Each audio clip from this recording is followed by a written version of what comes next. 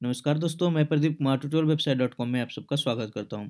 दोस्तों, हम देख रहे हैं एंगुलर की सीरीज और प्रीवियस वीडियो में हमने देखा था कि फॉर्म को कैसे वैलिडेट करते हैं। आपको याद होगा, अगर आपने सारे प्रीवियस वीडियो आपने देखा होगा हमारा, तो प्रीवियस वीडियो में हमने क्या किया था, इस फॉर्म को वैलिडेट किया था कि अगर हमने यहाँ पे कुछ एंट्री नहीं किया और बाहर आ जाते हैं, क्लिक करते हैं कहीं भी, तो ये हमें एरर दिखाता है और शो करता है कि प्लीज़ इंटर योर नेम। इस तरीके के वैलिडेशन हम कर रहे थे। बटन को हमने डिसेबल किया था जब तक कि डाटा नहीं होता है। जैसे हम सेलेक्ट करते हैं, डाटा फिल करते हैं, तो हमारा इनेबल हो जाता है बटन और हम डाटा को सबमिट कर सकते हैं। और जब डाटा सबमिट करते हैं तो आपको इंस्पेक्ट एलिमेंट में मैंने दिखाया था, कंसोल के अंदर साइड में करते हैं इसको और कंसोल में जाते हैं तो यहाँ पे आपको डाटा दिखता है। मैं दोबारा सबमिट करके दिखाता हूँ। ये देखिए, यहाँ पे डाटा आ रहा था। आज के वीडियो में हम दो चीज़ों पे बात करेंगे। पहला, या मैं आपको दिखा देता हूँ। पहला है कि जो भी हमने टेम्पलेट ड्रिवन फॉर्म बनाया उसके अंदर डाटा सबमिट करने के बाद फॉर्म को कैसे रीसेट करेंगे। रीसेट करने का मतलब ये है कि ये जो हमारा फॉर्म है, हमने डाटा सबमिट कर दिया, फिर भी ये डाटा यहाँ पे है, जबकि अगर एक बार डाटा हमने सबमिट कर दिया तो ये डाटा इस फील्ड से रिमूव होना जाना चाहिए, यानी कि ये ब्लैंक हो जाना चाहिए ऑटोमेटिक। ठीक है, पहला पॉइंट ये है। और दूसरा यहाँ पे पॉइंट है कि प्री फिल फॉर्म डाटा, यानी कि जैसे कभी कभी क्या होता है, कुछ कंडीशंस में क्या होता है, हमारा डाटा प्री फिल्ड पहले से, अगर हम जैसे डायनेमिक डाटा गेट कर रहे हैं और हम चाहते हैं कि वो डाटा ऑटोमेटिक हमारे फॉर्म पे फिल हो जाए, हमें यहाँ पे टाइप करने की ज़रूरत ना हो, बैकएंड से अगर डाटा आ रहा है तो फिल हो जाए। जैसे हम किसी प्रोफाइल को एडिट करते हैं तो हम जो पहले से डाटा हमने डाला हुआ होता है उस डाटा को हम पॉपुलेट करते हैं, यानी यहाँ पे ऑटोमेटिक फिल कराते हैं। तो वो चीज़ हम कैसे करते हैं, ये दो टॉपिक इस वीडियो में देखेंगे। तो चलिए स्टार्ट करते हैं। स्टार्ट करने से पहले बता दूँ, चैनल को सब्सक्राइब नहीं किया है तो काइंडली सब्सक्राइब कर लें। सब्सक्राइब करने के बाद बेल आइकन पर क्लिक करना ना भूलें लेटेस्ट अपडेट पाने के लिए। साथ ही साथ आप हमारे फेसबुक पेज पे जाके, अगर आप वीडियो को फेसबुक पे देख रहे हैं तो पेज को लाइक और फॉलो करें। और जितने भी आर्टिकल्स हमारे अभी तक हैं वो आप ट्यूटोरियल वेबसाइट डॉट कॉम पर जाके देख सकते हैं। यहाँ पे आपको काफ़ी सारे आर्टिकल्स मिल जाएंगे जिसमें डिफरेंट डिफरेंट टेक्नोलॉजी से रिलेटेड यहाँ पे आर्टिकल्स हैं। आप कोर्सेज भी हमारे ब्लॉग पे जाके देख सकते हैं, courses dot tutorial website dot com. यहाँ पे आपको कोर्सेज की सारी लिस्ट मिल जाएगी, जितने भी कोर्सेज अवेलेबल हैं हमारे फ्री, वो चाहे यूट्यूब पे हो या हमारे पोर्टल्स पे हो। ठीक है, यहाँ से आप गेट कर सकते हैं। तो ये बेसिक इन्फॉर्मेशन है। तो अब चलते हैं अपने एडिटर पे और देखते हैं कि कोड हम कैसे, क्या क्या कोड हमने किया हुआ था। तो ये हमारा कोड था जो कि हमारा HTML फाइल है, जो कि आप देख पा रहे हैं यहाँ पे। और ये हमारा app.component.ts फाइल है, जहाँ पे हमने डाटा डिस्प्ले कराया है कंसोल के अंदर। ठीक है, ये दोनों चीज़ें हैं। अब सबसे पहले पॉइंट हमने क्या कहा था कि सबसे पहले हम फॉर्म को रीसेट करके देखेंगे। तो फॉर्म रीसेट करने के यहाँ पे दो तरीके हैं हमारे पास। पहला तरीका क्या है कि हम फॉर्म जो टैग है उसके अंदर ही हम रीसेट का फंक्शन लगा दें। दूसरा है कि हम यहाँ पे रीसेट का बटन बनाएं। दो ऑप्शन है हमारे पास जो मैंने बताया। तो सबसे पहला ऑप्शन क्या देखते हैं कि हम जैसे ही सबमिट करते हैं ऑटोमेटिकली क्या हो जाए, फॉर्म यहाँ से रिमूव हो जाए, यानी कि जो भी डाटा है यहाँ से रिमूव हो जाए। उसके लिए एक छोटा सा कोड करना है। कोड क्या करना है, आपको एडिटर में जाना है। एडिटर का जो HTML पेज है, app.component.html फाइल, इसके अंदर जो हमारा ये फॉर्म टैग है, यहाँ पे देखो, जिसमें हमने लोकल वेरिएबल डिफाइन किया था, ng फॉर्म असाइन किया था, उसको क्लास दिया था। ng सबमिट फंक्शन पे हमने क्या किया था, फॉर्म को सबमिट किया था और वो एक फंक्शन डिफाइन किया था जिसके अंदर फॉर्म के डाटा को हम पास कर रहे थे। ठीक है, यहाँ पे आपको क्या करना है, सिंपल यहाँ पे एक सेमी कॉलम लगाना है। सेमी कॉलम लगाने के साथ आपको सिंपल क्या करना है, इस कॉन्टेक्ट फॉर्म जो हमारा वेरिएबल है लोकल में, उसको यूज करना है डॉट रीसेट फंक्शन। सिंपल इतना करना है। ठीक है, क्या किया हमने, जो वेरिएबल हमने लोकल ये वेरिएबल बनाया था इसको यूज किया और फिर इसको हमने क्या किया, यहाँ पे साथ में रीसेट फंक्शन का यूज किया। सिंपल, सेव करते हैं। अब सेव हो चुका है हमारा ये कोड। और कंट्रोल और यहाँ पे एक काम करता हूँ, मैं व्यू को रैप कर देता हूँ। Show content wrap, word wrap, okay, so that ये कंप्लीट दिखेगा। ठीक है, अब आपको साफ साफ दिख रहा होगा। अब चलते हैं हम अपने, क्योंकि हमने सेव कर लिया तो ब्राउज़र पे चलेंगे। अब ब्राउज़र पे जाते हैं तो ये देखिए ब्लैंक हो गया क्योंकि रिफ्रेश हो चुका है पेज। अब कोई डाटा नहीं है। अब हम इसको क्लोज करते हैं। अब यहाँ से अब हम कोई भी डाटा सबमिट करेंगे तो वो डाटा सबमिट होगा और साथ ही साथ अब फील्ड अब ब्लैंक हो जाएगा। अभी तक क्या था, फील्ड में डाटा रहता था, रिमूव नहीं होता था। अब सबमिट किया तो ये देखिए डाटा यहाँ पे सबमिट भी हुआ और ये फॉर्म हमारा ब्लैंक भी हो गया, यानी कि रीसेट हो गया, क्योंकि हमने यहाँ पे ये जो कोड है रीसेट का हमने लिखा था। यानी कि इसको मैं एक बार एंटर करता हूँ, इस तरीके से लिखता हूँ, वन द चैनिंग सिस्टम के थ्रू।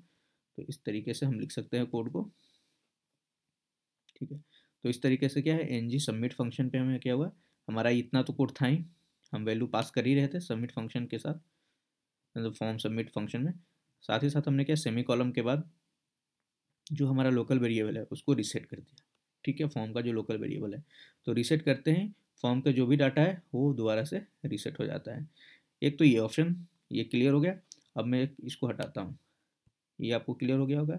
तो अब इसको हटाते हैं और सेव करते हैं और पेज यहाँ पे चलते हैं ब्राउज़र पे। तो अब फिर से वही सेम आने लगा होगा, यानी कि अब दोबारा से सबमिट करेंगे तो डाटा यहाँ पे रहेगा। अब मैंने कहा एक ऑप्शन है हमारे पास बटन के थ्रू। तो बटन के थ्रू के लिए हम क्या करेंगे, नीचे जाएंगे, यहाँ पे एक बटन लेंगे, सबसे पहले बनाएंगे BU बटन, ठीक है। क्लास देंगे बटन का, मान लो इसका क्लास दिया हमने, बूट स्टेप यूज कर रहे हैं आपको पता है, तो BTN और BTN डैश प्राइमरी। मान लो ये बटन का हमने CSS दे दिया और बटन को हमने टाइटल दे दिया रीसेट, क्लियर। अब यहाँ पे क्या करना है, यहाँ पे on click, sorry click function, know on नहीं, सिर्फ क्लिक फंक्शन। अब क्लिक फंक्शन पे हमें क्या करना है, यहाँ पे ध्यान दीजिएगा, क्लिक फंक्शन पे सिंपल हमें क्या करना है, जो हमने ऊपर किया था वही काम, यानी कि हमारा लोकल वेरिएबल कॉपी करना है आपको, वहाँ पे ना करके यहाँ पे डॉट रीसेट RESET फंक्शन ये रन करा देना, सिंपल। सेव किया, पेज पे गए, रिफ्रेश होते हैं, यहाँ पे एक नया बटन आ गया, ये आप देख रहे हैं रीसेट का। तो सबसे पहले हम क्या करते हैं, फॉर्म से डाटा सबमिट करते हैं। तो ये देखिए डाटा अभी रीसेट नहीं हुआ, लेकिन डाटा यहाँ पे शो हो गया। जैसे ही रीसेट पे क्लिक करेंगे तो डाटा यहाँ से रिमूव हो गया और यहाँ पे नल आ रहा है, क्योंकि ये हमने बटन टाइप फॉर्म के अंदर लिया है। इसको हम ऐसा कर सकते थे, इनपुट टाइप, और इसको दे देते हैं बटन, ठीक है। और यहाँ से इसको हटाते हैं और यहाँ पे दे देते हैं इसकी वैल्यू, और इसको वैल्यू दे देते हैं रीसेट। तो अब ये चीज़ नहीं होगी, हो रही थी, ठीक है। अब पेज पे गए, रिफ्रेश हुआ, अब हमने कुछ भी डाटा सबमिट किया, इसको यहाँ से क्लिक करते हैं, ठीक है। अब रीसेट पे गए तो अब देखिए यहाँ पे नल वैल्यू नहीं आ रही, अब रीसेट भी हो रहा है, नल वैल्यू भी नहीं आ रहा है, यानी कि डाटा सबमिट किया, रीसेट किया, ब्लैंक हो गया। तो ये हमारा रीसेट का फंक्शन इस तरीके से चलता है। तो आप अपने कोड में रीसेट फंक्शन एंगुलर के कोड में इस तरीके से किसी भी टेम्पलेट ड्रिवन फॉर्म पे परफॉर्म कर सकते हैं।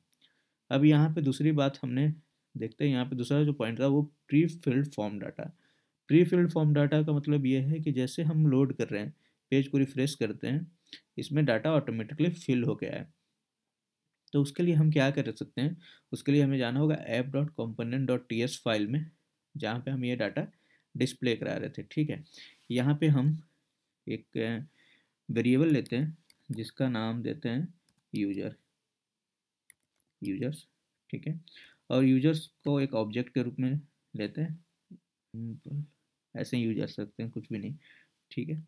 और इस यूजर्स के अंदर हम क्या करते हैं, पहला देते हैं नेम, और नेम को करते हैं ट्यूटोरियल्स वेब, बस इतना ही करते हैं, कॉमा।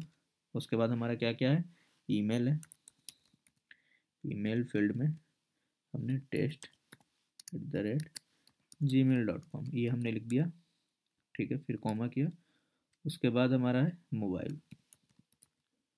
मोबाइल को यहाँ पे हमने लिख दिया 4 5 6 7 8 9 10 10 लेटर, मतलब 10 डिजिट हमारे पास होंगे, हो गए हमारे पास। अभी यूजर्स का रिकॉर्ड है जिसके अंदर हमारा यूजर का नेम है, ईमेल है, मोबाइल है। अब इस डाटा को हम क्या करते हैं, प्री पॉपुलेटेड करना चाहते हैं इस फील्ड पे। तो अभी तक आपने देखा होगा कि नॉर्मल HTML जो हम फॉर्म बनाते हैं और डाटा हमें पॉपुलेट करना होता है तो हम क्या करते हैं, हम सिंपल लिखते हैं वैल्यू, और वैल्यू के अंदर हम डाटा जो भी लिखना होता है XYZ जो भी लिखते हैं। लेकिन अब एंगुलर के अंदर हम वैल्यू यहाँ पे एट्रीब्यूट का यूज नहीं करेंगे। अब यहाँ पे हम एट्रीब्यूट का यूज करेंगे एनजी मॉडल का। जो आप एनजी मॉडल यहाँ पे देख रहे हो इसी एनजी मॉडल का हम यूज करेंगे। एनजी मॉडल का यूज इस तरीके से करेंगे, बड़े ब्रैकेट के अंदर लिखेंगे NG model equal to quotes, और कोट्स के अंदर अब लिखेंगे यूजर्स डॉट नेम। ठीक है, सेव करेंगे तो अब देखिएगा, सेव करते ही इस पेज को भी एक बार सेव कर लेते हैं, दोनों को सेव कर लेते हैं। तो अब आपको नाम पॉपुलेट होकर दिखना चाहिए। पेज पे गए, रिफ्रेश किया, ओके एक बार इस पे चलते हैं।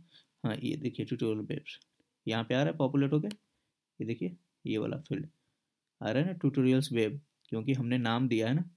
आप ये देखो हमने नाम दिया है और हमने लिखा है कहाँ पे लिख दिया हमने, ओके हमने गलत कर दिया, हमने ईमेल की जगह नेम कर दिया है, हमें इसे ईमेल करना है, ईमेल। और एनजी मॉडल नेम यहाँ है हमारा, तो हम यहाँ पे देंगे नेम। ठीक है, यहाँ पे गए और यहाँ पे लिखा यूजर्स डॉट नेम। ठीक है, तो यहाँ पे हो गया। फिर यहाँ पे हमारे मोबाइल वाला है फंक्शन, वो मोबाइल वाले पे आते हैं और यहाँ पे एनजी मॉडल को बड़े ब्रैकेट में करते हैं और यहाँ पे इक्वल टू, फिर यहाँ से लिखते हैं यूजर्स डॉट मोबाइल और सेव करते हैं। तब तीनों में डाटा हमने पॉपुलेट कर दिया डायनेमिक प्री फील्ड। तो अब देखिए तीनों में डाटा ऑटोमेटिक आ रहा है, नेम में आ गया ट्यूटोरियल्स वेब, ईमेल में आ गया test@gmail.com और मोबाइल नंबर। और ये देखिए फॉर्म भी हमारा सबमिट बटन भी एक्टिव है, क्योंकि सब में डाटा है तो ऑटोमेटिक ये एक्टिव भी हो जाता है। रिसेट करेंगे तो देखिए रिमूव हो गया, रिफ्रेश किया तो ऑटोमेटिकली यहाँ पे प्रीफिल्ड हो गया। तो इस तरीके से आप प्रीफिल्ड और रिसेट का फंक्शन यहाँ पे बना सकते हैं और डाटा पॉपुलेट करा सकते हैं। तो ये छोटा सा फंक्शन था टेम्पलेट ड्रिवन फॉर्म में कि कैसे हम डाटा एक तरीके से रिमूव करते हैं, रिसेट करते हैं अगर डाटा सबमिट करते हैं उसके बाद, और अगर कोई भी डाटा पहले से डिफाइन है तो उसको पॉपुलेट भी करा के मैंने दिखाया, प्री फिल करके दिखा दिया फॉर्म के अंदर। तो ये दो कॉन्सेप्ट है, आई होप ये दोनों समझ में आया होगा, यहाँ तक कोई डाउट नहीं होगा। अगर वीडियो अच्छा लगा तो लाइक करें, दोस्तों के साथ शेयर करें, चैनल को सब्सक्राइब नहीं किया है तो काइंडली सब्सक्राइब कर लें, सब्सक्राइब करने के बाद बेल आइकन पर क्लिक करना ना भूलें। आज के लिए रोकते हैं, नेक्स्ट वीडियो में नेक्स्ट टॉपिक बात करेंगे, तब तक के लिए बाय बाय, टेक केयर, अपना ख्याल रखें।